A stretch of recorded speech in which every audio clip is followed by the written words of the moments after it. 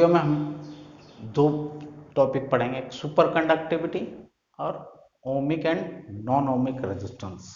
ठीक है, super conductivity start करने के पहले मैं आपको बताऊं कि क्या करना है। सुपर कंडक्टिविटी, इसके स्टार्ट होने के पहले, सुपर कंडक्टिविटी स्टार्ट करने के पहले मैंने आपको बताऊं कि जो अपन ने पहले एक वीडियो में पढ़ा था कि resistance of conductor depends on temperature, means on increasing temperature resistance of conductor also increases for metallic conductor. ठीक है, पर वो रेजिस्टेंस इंक्रीज क्यों होता है, उसका कारण क्या है कि जब कोई कंडक्टर है, वहां इस कंडक्टर में कोई इलेक्ट्रॉन यहां से यहां जाता है, तो बीच में कई पॉजिटिव आयंस जो होते हैं, भाई एटम में से इलेक्ट्रॉन बाहर आ जाएगा तो क्या बचेंगे, पॉजिटिव आयंस। तो इलेक्ट्रॉन जब एक एंड से दूसरे एंड आता है, तो इस एंड से इस एंड तक आते समय वो बार बार पॉजिटिव आयन से कोलाइड होता है। जब टेम्परेचर इंक्रीज करते हैं तो ये जो पॉजिटिव आयंस हैं दे वाइब्रेट्स मोर फ्रिक्वेंटली, ज़्यादा फास्ट, ज़्यादा स्पीड से ये जो है पॉजिटिव आयंस जो है वाइब्रेट करेंगे। जितने ये वाइब्रेट करते हैं, इलेक्ट्रॉन को आगे बढ़ने में उतनी बाधा होती है। मीन्स उसके नंबर ऑफ कोलिजन यहां से यहां तक आने में नंबर ऑफ कोलिजन्स क्या हो जाएंगे, इंक्रीज हो जाएंगे। मीन्स उसका relaxation time tau, relaxation time हमने पढ़ा था, relaxation time is the time between two consecutive collisions. तो रिलैक्सेशन टाइम रिड्यूस होगा तो रेजिस्टेंस क्या हो जाएगा, इंक्रीज हो जाएगा। तो टेम्परेचर इंक्रीज करने पे रेजिस्टेंस इस तरीके से इंक्रीज होते चले जाता है। अब अपन देखें कि टेम्परेचर इंक्रीज करने के बजाय हम डिक्रीज करते हैं। टेम्परेचर डिक्रीज करेंगे तो resistance should also decrease. Decrease करते जाए very low temperature, at very low temperature some metals loses their property to resist, means उनकी resistivity become zero, conductivity become infinite.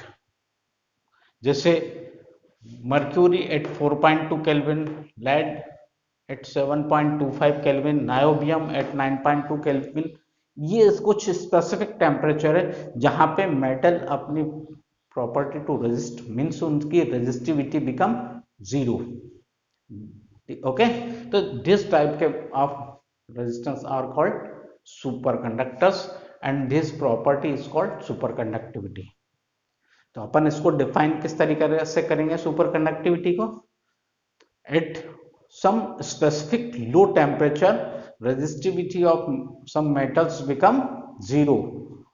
This property is called superconductivity and this type of resistance are called superconductors. Got it? वैसे तो ये temperature बहुत ज्यादा low temperature है, ठीक है, लेकिन अब साइंटिस्ट ने कुछ नए अलॉयज बना लिए हैं, जैसे Bi2, Ca2, Sr2, Ca3O10। इसकी जो है स्पेसिफिक या क्रिटिकल टेम्परेचर 105 केल्विन है। ये Tl2, Ca2, Ba2, Cu3O10, इसका क्रिटिकल टेम्परेचर 125 केल्विन है, मीन्स थोड़ा सा ज्यादा है, क्योंकि ये लो टेम्परेचर ऑब्टेन करना बहुत मुश्किल है। ये सुपर कंडक्टिविटी कहाँ काम आती है, आप सोचो, आपने पढ़ा था V is equal to IR। Okay, means अगर ये resistivity become zero, R is equal to zero, V is equal to zero, then also I is equal to some constant. Means अगर किसी बल्ब में से या इलेक्ट्रिक अप्लायंस में एक बार current pass कर लिया, कोई भी सोर्स के थ्रू एक बार करंट पास कर दिया और उसके बाद सोर्स रिमूव कर दें तब भी करंट फ्लो हो रहा है, क्योंकि V is equal to zero भले है लेकिन R भी जीरो है, तब भी आई की कुछ न कुछ वैल्यू ऑब्टेन होगी। ठीक है, तो मीन्स ये जो है सुपर कंडक्टिविटी, ये प्रैक्टिकल लाइफ में बहुत ज़्यादा यूज़ करते हैं।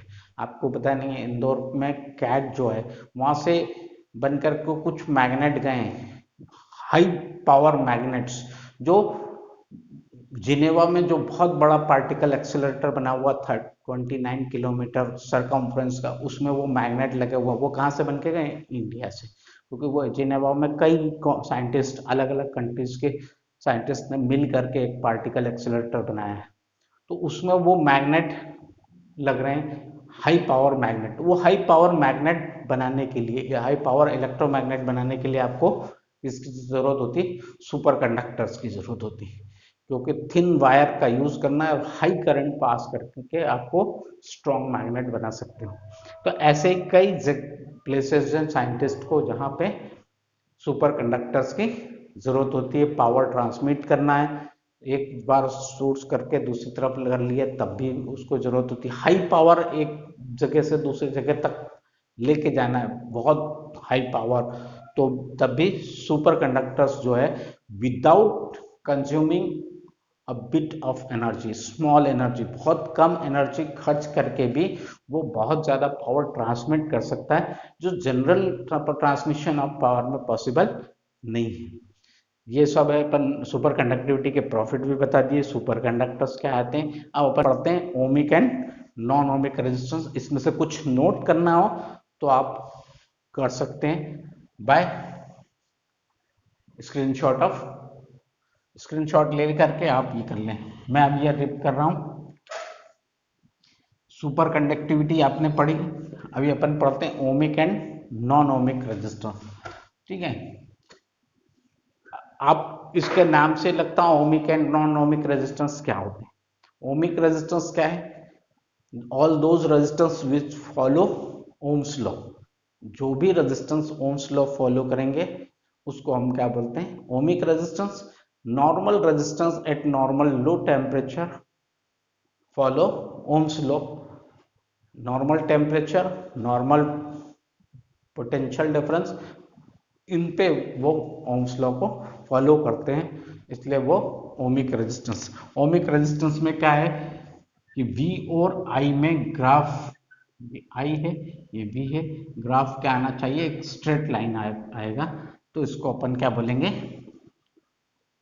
Ohmic resistance. ओमिक रेजिस्टेंस क्या बताया मैंने? Those resistance which follow Ohm's law. But देखिए नॉर्मल रेजिस्टेंस भी, हम जब ओम्स लॉ को प्रैक्टिकल करते हैं 10th में, तो वो ग्राफ कुछ टाइम तक तो स्ट्रेट लाइन आता है और फिर ऐसे थोड़ा सा कर्व ले लेता है, वी और आई में ग्राफ करते हैं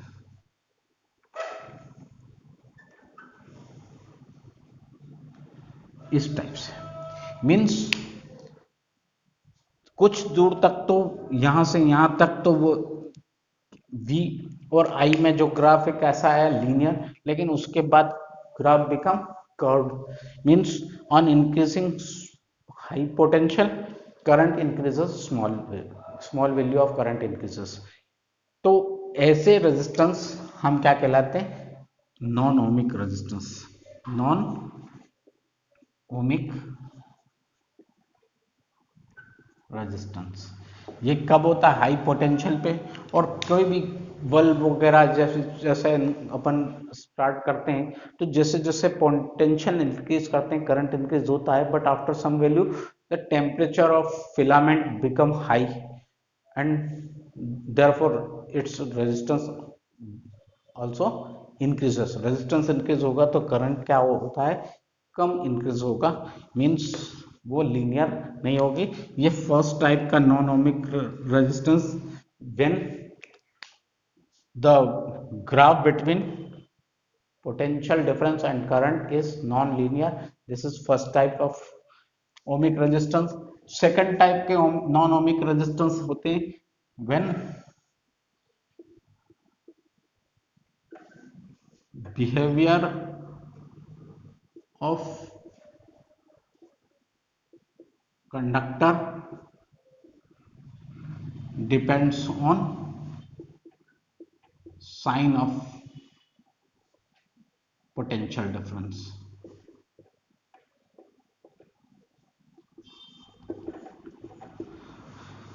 जब आप कोई भी डायोड मीन्स हम ये इसको लेते हैं पीएन जंक्शन डायोड, उसका हम ग्राफ V और I में ड्रॉ करेंगे। तो जब potential increases positively the current increases in this way. On increasing potentials initially current थोड़ा इंक्रीज होता है, फिर जैसे जैसे पोटेंशियल आगे बढ़ता जाता है करंट ज्यादा इंक्रीज होता जाता है। यहां पे इसको हम बोलते हैं फॉरवर्ड बायस।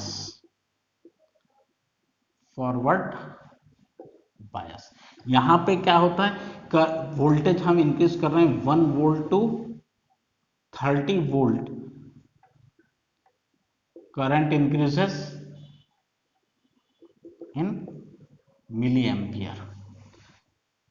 हम पोटेंशियल को कहां से कहां तक बढ़ा रहे हैं, 1 वोल्ट से 30 वोल्ट, करंट काय में इंक्रीज हो रहा है, मिली एम्पियर में। लेकिन जब रिवर्स बायस में आती है, means the direction of potential is sine of potential difference is changed, मतलब कोई भी रेजिस्टेंस इसका पॉजिटिव डायरेक्शन को नेगेटिव साइड और नेगेटिव को पॉजिटिव डायरेक्शन में कर दें, तो जो करंट इंक्रीज हो, वो पोटेंशियल डिफरेंस इंक्रीज होगा, वो कैसे होगा, निगेटिव में।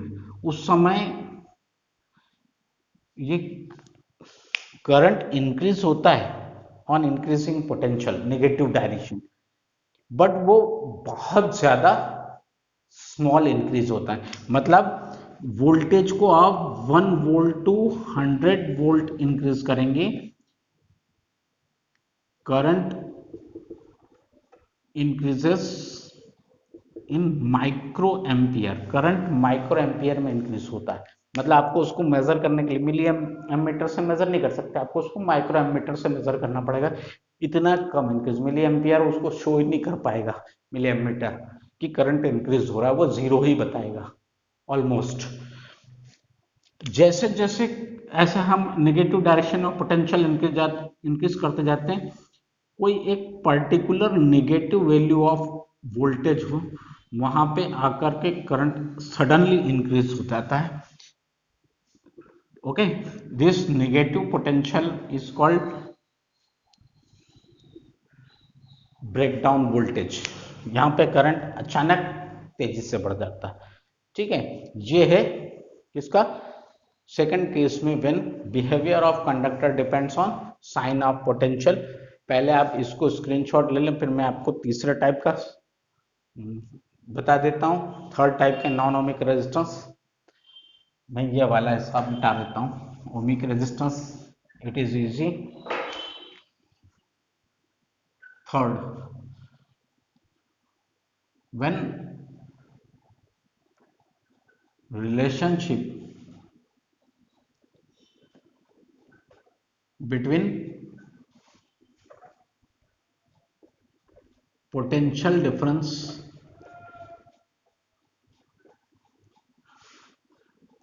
and current is not unique। इसमें हम एलईडी में जब आप ग्राफ प्लॉट करते हैं V और I में, V और I में एलईडी के अंदर ग्राफ प्लॉट करते हैं, तो वो क्या graph some what is type का आता है, means same current I obtained at this voltage